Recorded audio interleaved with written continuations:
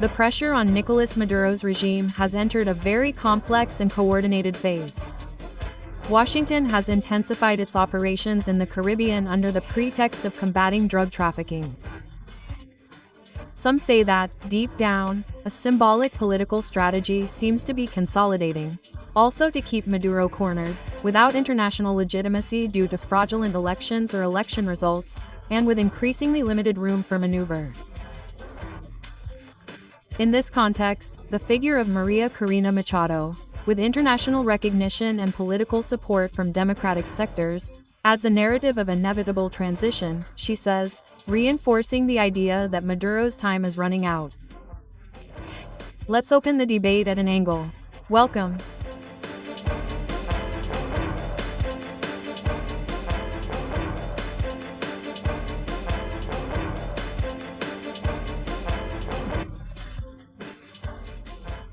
At the same time, banners have appeared in universities and on the streets of Venezuela with a phrase that Maria Corina Machado launched a week ago, which has been appropriated by the citizenry.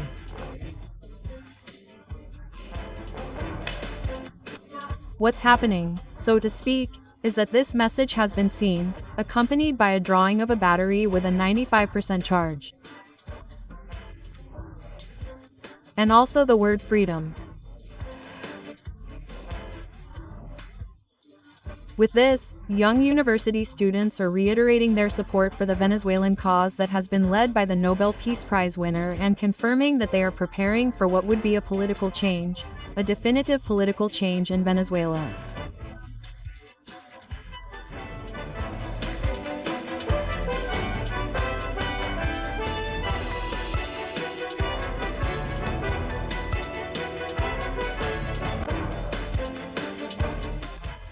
I have no doubt that we are in a countdown. And in response to you, Patrick, I must confess that it has been a great challenge for me. These are the forceful words of the winner of the 2025 Nobel Peace Prize. Venezuelan political leader Maria Corina Machado once again spoke of guarantees for the leader of the regime Nicolás Maduro if he leaves power peacefully, but she warned that his fall is imminent with or without negotiation.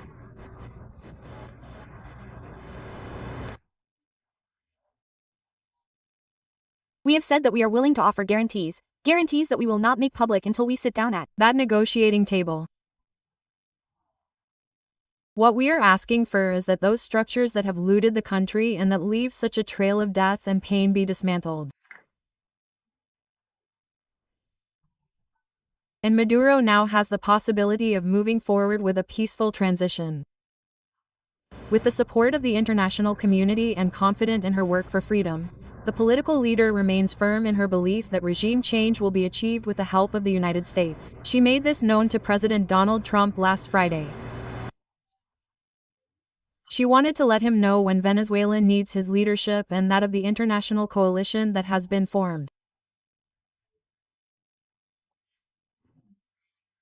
Patrick, what I have found is a general agreement among Venezuelans to recognize President Trump for what we consider fair and necessary. That is what I perceive to be the case in Venezuelan society, and that is the reason why I have done what I have done and said what I have said. The words of the leader of Venezuela are known not only after being recognized with the Nobel Prize, but also after Washington's military deployment in the southern Caribbean in its fight against drug cartels, including the Cartel of the Suns, whose leader they say is Maduro, and for whom they are offering $50 million, began Phase 2.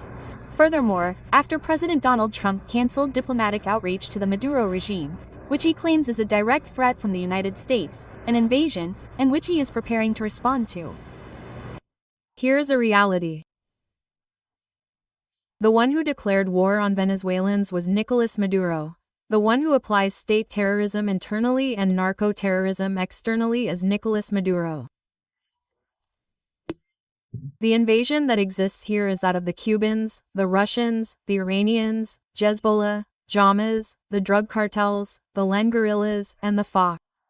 That is the invasion that is taking place in Venezuela. Recognition for his tireless work in the defense and promotion of democratic rights ensures that he will fulfill his objective when the will of Venezuelans expressed at the ballot box is respected. I want to speculate about that. Everyone has a role to play, both civilians and military personnel, and in any case, any action that is respectful on July 28 would be the restoration of the constitution in Venezuela. The novel Maria Corina reinforces the hope of Venezuelans, who mostly hope that the political leader and U.S. pressure will bring about Maduro's fall. For me it was, well, the biggest surprise I've ever had in my life, and the truth is that I confess that even today, 3 days later, I'm still processing it. I think this recognition from the people of Venezuela has been an injection of energy and work. We immediately put on the table the issue of forcing political change in Venezuela without direct intervention, but with sustained pressure. What happens if power in Venezuela continues to be a closed system, also supported by military intelligence structures and also some international alliances with Russia, Iran, and China? We're going to clear up these doubts right away with our panel today at an angle. It's a pleasure to greet and welcome Orlando Vieira Blanco, former Venezuelan ambassador to Canada and human rights lawyer to Australia. Thank you for being with us, Ambassador. Welcome to the international channel NTN 24. Thank you very much and good morning here. Delighted to be with you. Thank you. Also in the United States, I will greet Maria Isabel Puerta, an academic and member of the Network of Political Scientists. Thank you for being with us. Welcome. Thank you very much. It is Also a pleasure to have Jose Vicente Carrasquero, Professor of Political Science at Miami Tate College, here on the panel. Thank you for being with us. Welcome. With great pleasure. Thank you for the invitation. Thank you very much, Ambassador. I will start with you, Ambassador Vieira. What do you think? How do you characterize what is happening? Some say that there is a strategy of international pressure as a means, a mechanism to politically weaken the regime of Nicolás Maduro in Venezuela. How do you see it? How do you view the actions of the United States, which has said it will have this frontal fight against drug trafficking and which refers to one of the leaders or members of this organization as the Cartel of the Suns, which, according to the United States, is coined by the Maduro regime?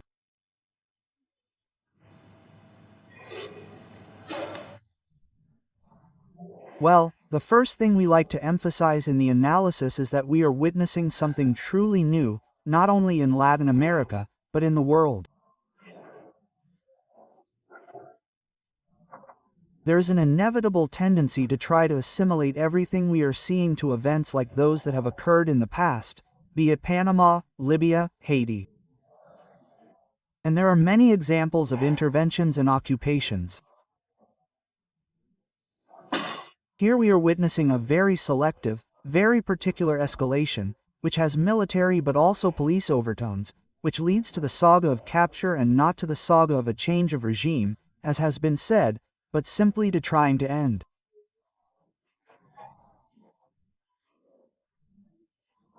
A criminal state that has been penetrated by what they have called the cartel of the Solos. I have already said it, Mar Corina. A state that, internally practices state terrorism, which has neutralized the entire Venezuelan population with fear, persecution, and crimes against humanity, where the concept of sovereignty for them translates into the concept of repressive governance.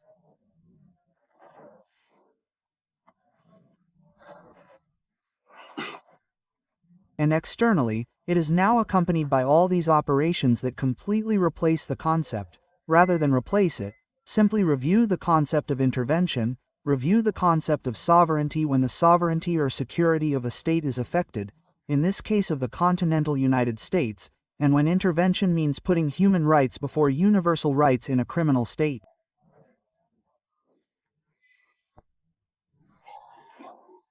In such a way that what needs to be analyzed here, and I would like the colleagues who are going to debate today to consider, is the sustainability of what is going to happen, because what is happening is indeed happening and the outcome is inevitable, although it is not imminent.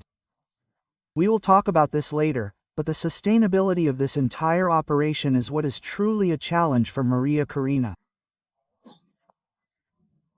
And I quickly anticipate that this sustainability, this leg of the table that we need, is the real compliance and obedience at the moment of the transition of the armed forces that have been, let's say, riddled with corruption and indoctrination.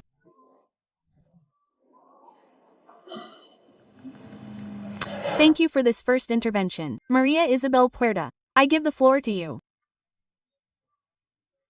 Well, the question is whether Maduro could resist indefinitely, as he thinks, without electoral legitimacy or external recognition. How do you see the situation so far?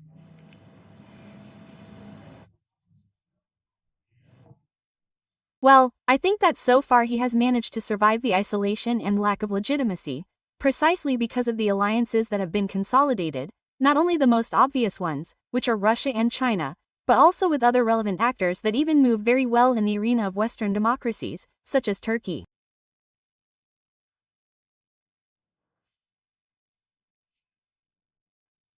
And they are allies not only because they are within the authoritarian axis, but also because they help Maduro avoid bypassing sanctions. On the one hand, that is important for Maduro and for his permanence in power and the consolidation of authoritarianism. However, I believe that what will determine whether he continues in power will be precisely the health and stability of the civil-military alliance of the Maduro regime. For example, it is not clear to me whether the transition will be from an authoritarian political regime to a transition from democracy to democracy, because that could happen, and that is what worries many of us from the perspective of U.S. military intervention, is the role of the military and whether they are willing to give up power. Maduro has said no. And obviously, the determining factor of that permanence that he says he is sure of, will depend almost exclusively on the military, and that is not very clear so far. We are, already, unclear about that point that Maria Isabel mentioned. I will give the floor to Jose Vicente. What impact do loyalties have, so to speak, within the military and political apparatus of Maduro?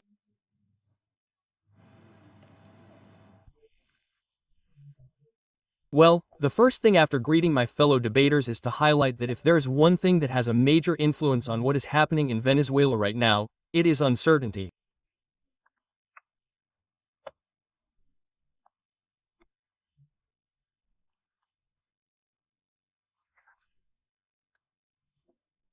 An uncertainty that is spread out, the uncertainty of those who are waiting for something to happen and the uncertainty of those who are leading this event, an event that is undoubtedly causing certain internal reactions, not only within the leadership of Maduro, of the despotic regime that reigns in Venezuela today, but also in a civil society that is beginning to organize itself.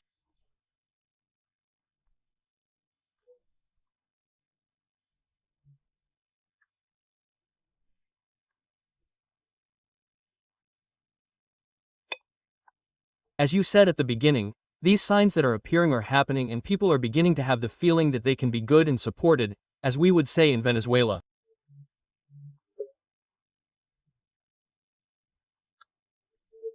So, this uncertainty is a fundamental factor that forces us to gradually incorporate variables into the analysis. One variable that I do not want to leave out is that in most of the polling stations where there were military personnel voting, Edmundo González Rudia won. That means that we cannot consider that there is a solid loyalty to Nicolás Maduro among the military. Perhaps there is loyalty from a certain elite, as Chavez would call it at the time, a rotten elite of people who receive direct gifts that somehow force them to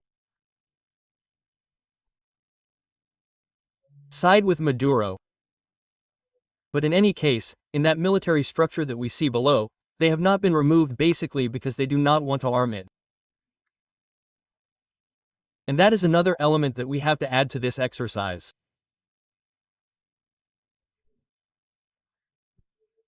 There is discontent, a discontent similar to that of another element that we have to add, which is the Venezuelan population, which is mostly against the Maduro regime. So that uncertainty, of course, leads to a lot of speculation, saying that there are times, that there are no times, that it will be immediate, that it will not be immediate, what comes next. The truth is that I believe that not even President Trump himself knows what is going to happen in what I have called a large-scale police operation. It is an operation that somehow puts America first, and forgive me for the redundant part. This must be seen as an operation to defend the American population by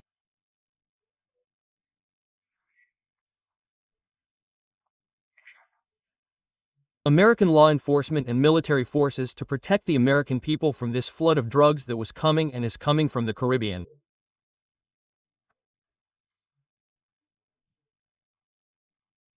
And seen that way, one begins to put variables in order, to identify the possibilities and to have a better idea of what may happen in the more or less immediate future.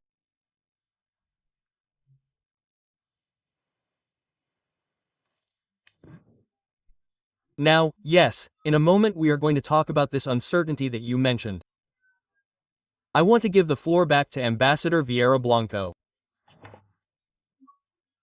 Regarding what you were saying, sustainability, because some appropriate words are being thrown around at this roundtable discussion, with or without negotiation. Nobel Peace Prize winner Maria Corina Machado said it. How do we explain it?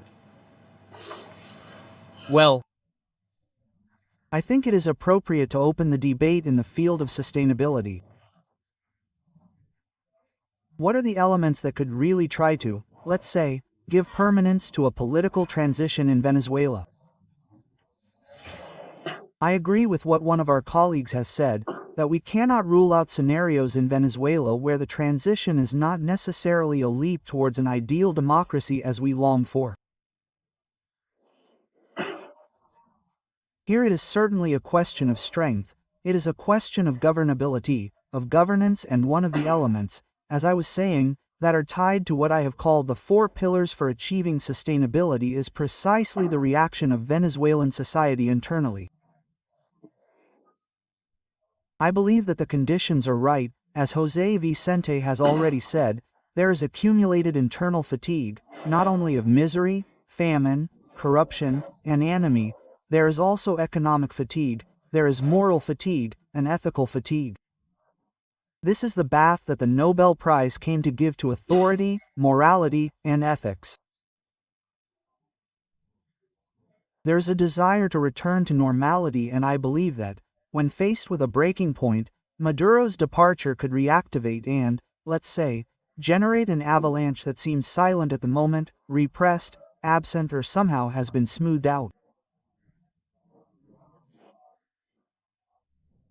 It is what I have called the spring of the orchids in Venezuela, like the revolution of the third hair, I mean the Czech Revolution, or like the Orange Revolution in Ukraine, or like the Revolution of Mandela, where the social movement is reactivated and flourishes again as a result of the inspiration generated by the leadership of Maria Corina, this international recognition and this alliance from abroad.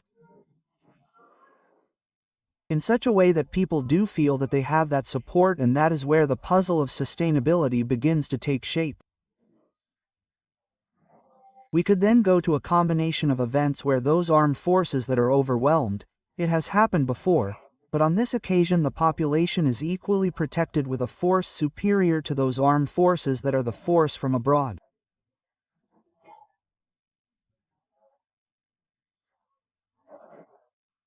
I'm not talking about an invasion, I'm simply talking about the threat that exists, and that many members of the armed forces are not going to risk themselves and not only their lives, but also many other aspects of fighting what appears to be a very uneven fight due to the U.S. decision to neutralize those who try to sabotage.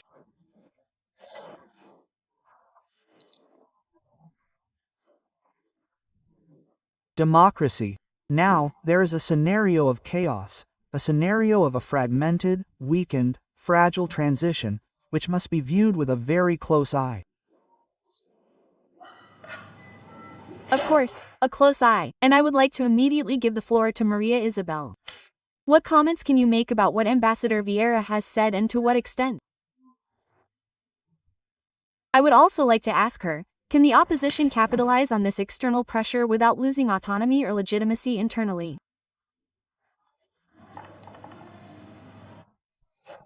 Yes, I believe that is key, and the award, the recognition of Machado, means not only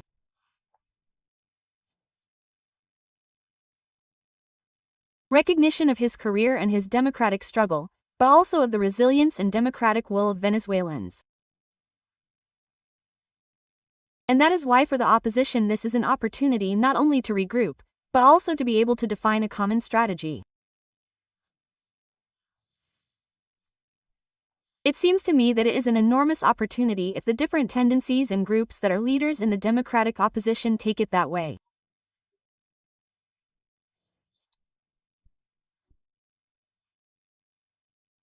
However, that will also depend on the risks they are willing to take, because unfortunately the issue of political violence, of persecution by the Maduro regime, is perhaps one of the factors that will most affect the ability of the opposition to regroup.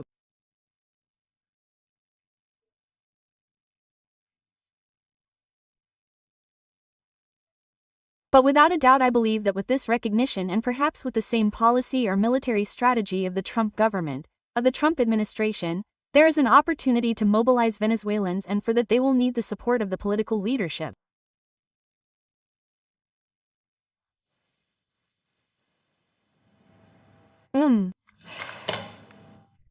What could be the service? I'll close with you before I go to commercial break, Mr. Carrasquero, Professor Carrasquero. Regarding this, Donald Trump's participation, let's talk about it on the international stage. For many it wasn't going to be something, an image that could be given. A peace agreement was signed, between Israel, never, hostages returned, prisoners returned. There are those who say, the next step will surely be in Latin America with the situation in Venezuela. What can I say? What can I say about this? That sounds very acceptable, one would say, but we must always, and I want to insist on this, maintain the difference. The operation in the Caribbean is a police operation that aims at the doctrine or policy, whatever you want to call it, of America first. And Trump is very committed to that. In fact, he has appointed very important people to lead this operation. He is permanently monitoring the operation. He is the one who, according to him, authorizes the destruction of ships that are trafficking drugs in the Caribbean.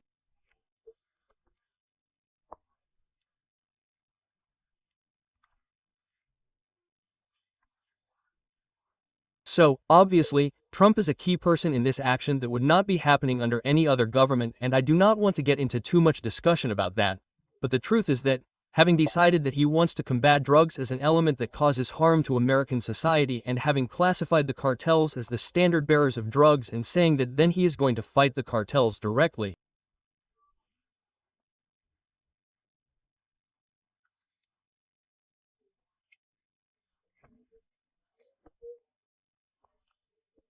The element that I can use as an example most easily within this context, if I were Trump, is obviously a country that, like Venezuela, has lost its statehood.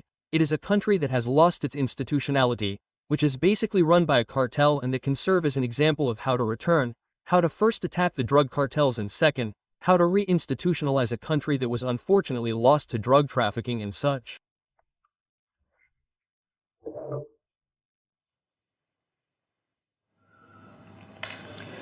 Let's go to a short commercial break. We'll come back to the situation in Venezuela right away. What could happen? What could be the breaking point within Maduro's regime that could perhaps herald a fracture in power? Is Nicolás Maduro nervous? We'll come back to these angles right away.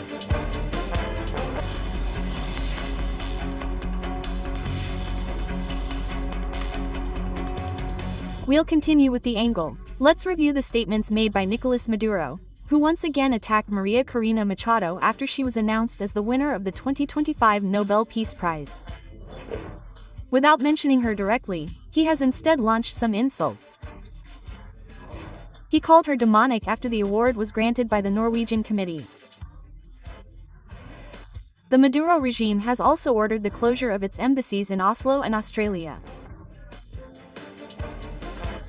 90% of the entire population repudiates the demonic witch of Sayona. We want peace. And we will have peace. But peace with freedom, with sovereignty. Not the peace of empires, the peace of the ruins of Gaza. Not the peace of misery and hunger, not the peace of death and blood, no. No, the peace of domination. Ambassador Vieira, what do you feel when you hear this? We want peace and freedom, still. Nicolás Maduro and orders the closure of the embassy in Oslo. How do you see this step that Maduro is taking with respect to what he has made as a decision and the announcement of the Norwegian committee?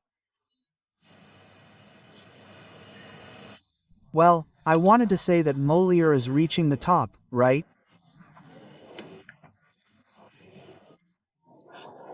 Of the imposter, hypocritical position, combine also with an expression that denotes desperation, of fear, he decides to isolate himself more, he decides to adopt a narrative that, by the way, is increasingly distant from peace.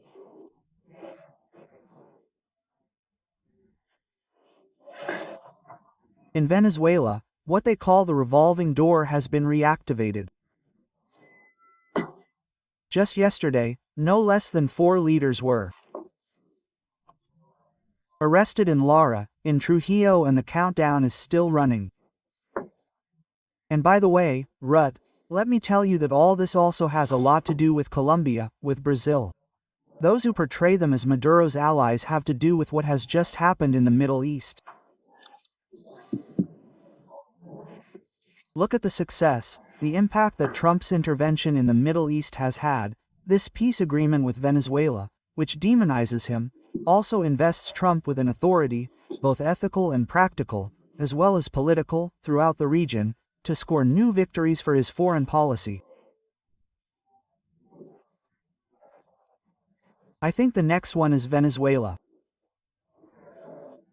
And in that advance, notice that it should not surprise you that Colombia, where Petro himself is more inclined to Trump at the moment of the break than to Maduro himself. They are trying to manage a narrative of resistance or, let's say, demonize what is happening in the Caribbean Sea. But what is happening in the world right now is so powerful, with this absolute shift from palace diplomacy, which is a space for rhetoric, for bureaucratic desks, to diplomacy of coercive action and force, that this is producing, I repeat, some very interesting changes in the point of view of those who until yesterday were portrayed as allies of President Maduro or Mr. Maduro, because Mr. Maduro, no, forgive me for the slip. I want to give you the idea. China is absolutely neutralized by what is happening in the Middle East. China is also no longer a sustainable ally of Venezuela, and I think Russia is going to be full. In this way, I am setting the table for this part of the debate because I find this progress that Trump has made with what happened in the Middle East interesting.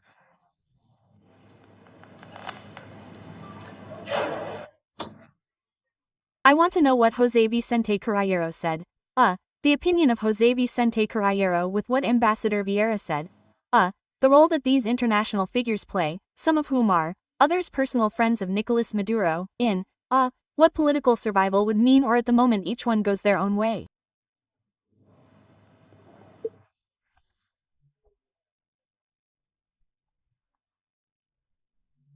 I cannot miss the opportunity to comment that what we heard from Maduro was the speech of a sociopath, of a psychopath, of a person totally disconnected from reality, who can transform his own personality as a murderer, drug trafficker, into others, of a person who applies state terrorism internally to persecute all internal people.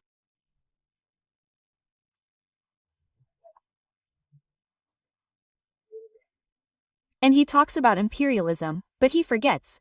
Maduro must have not received a good enough education in Cuba, because when one speaks of imperialism, one speaks first of all about the bipolar world, the Soviet Union versus the United States, two empires.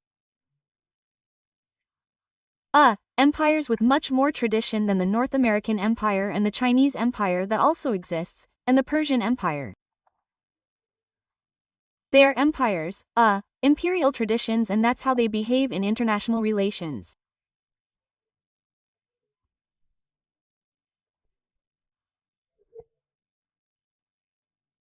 So, Maduro lies shamelessly in at this moment with Trump as the protagonist of these coercive actions, as Ambassador Villablanco said, using coercion as a lever of force, neither Russia nor China and much less Iran are very favorable to Venezuela.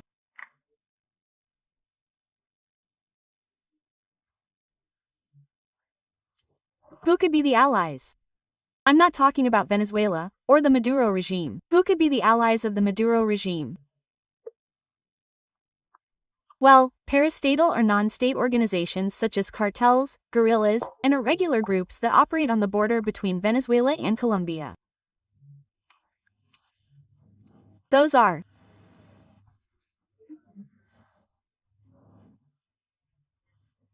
elements of fear that will surely be intelligent enough not to measure up to the North American military force, which by the way today had some B-52s flying around the Caribbean, sending the message that there is no bunker where you can hide, that we cannot come looking for you.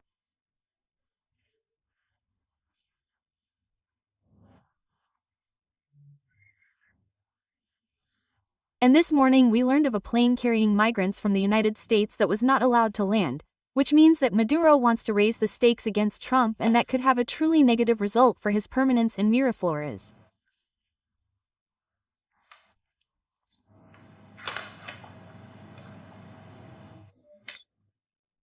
I will close this section with Maria Isabel's view regarding what we are talking about, the allies. Ambassador Vieira Blanco was already saying a moment ago, what could happen? Colombia, we know what Petro has said so far, how he refers to Donald Trump, how he defends Maduro, the influence that groups have in Colombia, particularly those that have been associated with drug trafficking that would come out of Venezuela.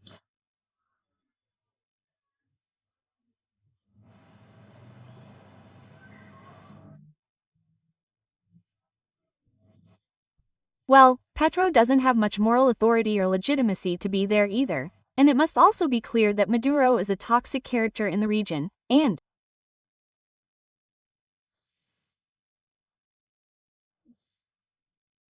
many have chosen to distance themselves from him, especially at this juncture, because, for example, it is not convenient for Brazil at this time, for Lula in particular, to enter into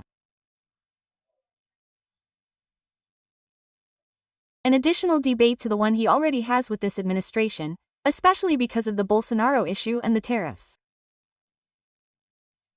So Maduro is running out of support in the region.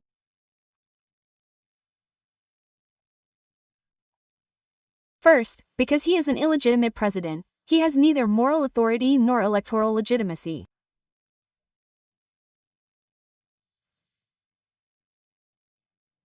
He is a de facto regime, and that makes it very difficult for his support in the region to be consistent.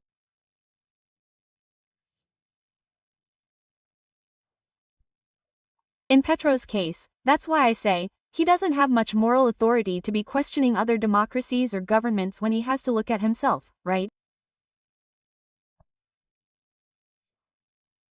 What's happening in his own country and in his own administration or government.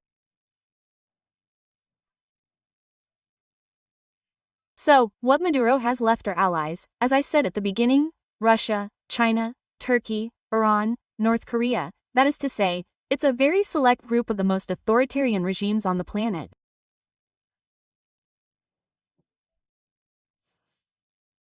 That could help him with a Bashar al-Assad exit. And that's where I say that perhaps President Trump can help much more than we imagine, not only to avoid a direct military confrontation, but to convince Maduro to leave power and go to Turkey or go to Russia.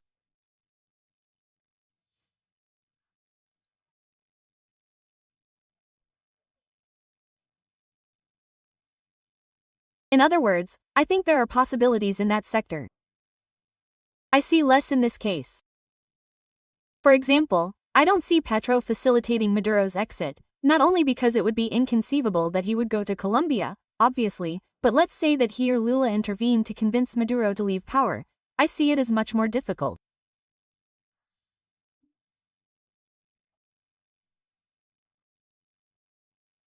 The authoritarian axis could perhaps help, and more specifically Russia could help.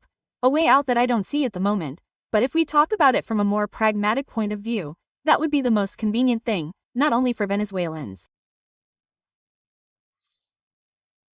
Maduro is going to think about his survival, literally, about getting out of all this alive. Let's go to a short commercial break. We'll be right back with the conclusions after the break.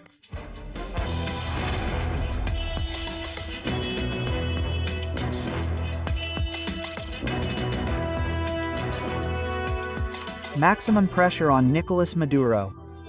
We're talking here about the international offensive against the regime that has intensified. There are sanctions, there is diplomatic isolation, there are operations in the Caribbean that seek to weaken Maduro's power, while the opposition is insisting that his fall is only a matter of time. We are now on to the conclusions in the angle. I will listen in a minute and a half. Ambassador Vieira Blanco, I will start with you, then I will give the floor to Maria Isabel and I will finish with Jose Vicente. Go ahead, please. Well, I would like to underline a word that Maria Isabel mentioned, right? Which is Maduro's toxicity, a toxicity that makes him suffer from terminal isolation syndrome, an irreversible isolation, an isolation, let's say, that is the prelude to a real leap to another regime. This will be the subject of another program, of another analysis, but I think it is not an exaggeration to say that Maduro's days are numbered, the product of a toxicity that has undermined his credibility, that has absolutely taken away his confidence in his internal and external environment, that they see him as unsustainable, that makes China step aside, Russia turn a blind eye, Cuba watch and observe stealthily, as we were talking about just now, Colombia. I have no doubt that Colombia, even under Petro at his breaking point, will also agree to support a man who has been left absolutely, irreversibly, as I said, isolated. So, to conclude, I believe that we are facing a historic event in Latin America, I repeat, unprecedented, an event that also has the great historical challenge of preventing it from becoming a situation of anarchy and chaos. And in this, the message is also for the Venezuelan people. Let's not delegate or hand over all the work to Mr. Tromo, to external agents, or to Maria Corina internally. Very difficult situations are coming in terms of governance and governability to achieve the military's compliance and disobedience to that coalition, that dominant regime that has produced an obscurantism and repression so rarely seen on our continent. Syndrome of irreversible isolation, syndrome of terminal isolation. Thank you, Maria Isabel. I hear you.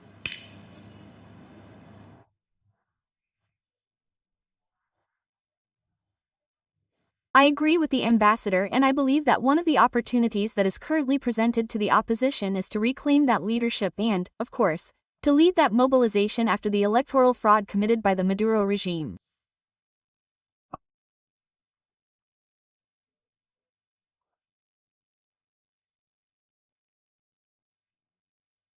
Perhaps that and the repression and persecution did much to discourage Venezuelans from continuing to resist not only authoritarianism, but also the kind of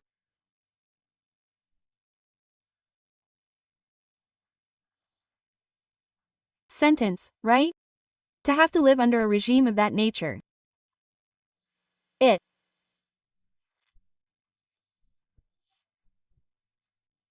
It's also important to resume not only that process of mobilization, but to have the authority, the autonomy to be able to decide the direction, the orientation of this process to which we all aspire, which is the democratic transition.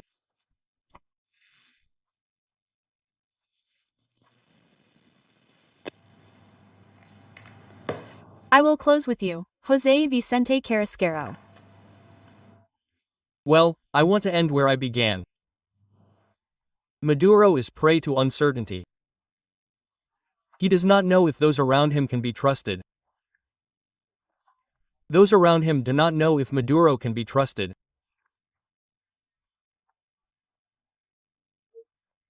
That creates significant tension that is difficult to manage, because basically what they are doing is trusting each other for survival, beyond staying in power and that kind of thing.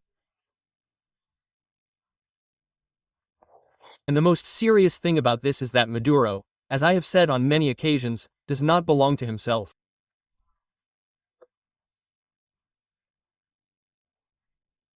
Maduro cannot make decisions for himself because he is linked to very large forces, he is linked to cartels, he is linked to the power of Cuba, which prevents him from leaving power and that continues to generate significant pressure on him and those around him.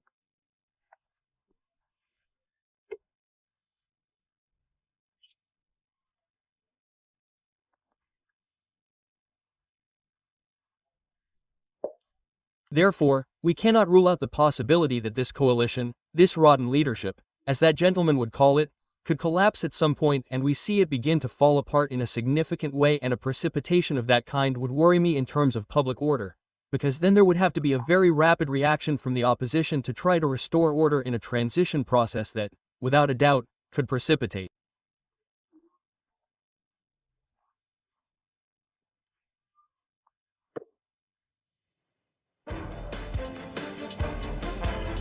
Thank you. Let's go to a short commercial break. We'll be right back. This is Angulo. We have reached the end of the angle. I would like to thank those who have participated today with their opinions, visions, and conclusions.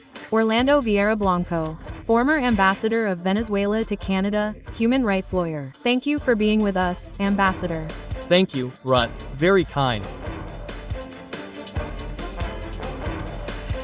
My gratitude also goes to Maria Isabel Puertas, an academic member of the Network of Political Scientists. Thank you for being with us, and I would also like to thank José Vicente Carrasquero, Professor of Political Science at Miami-Dade College. Thank you for being with us, Professor.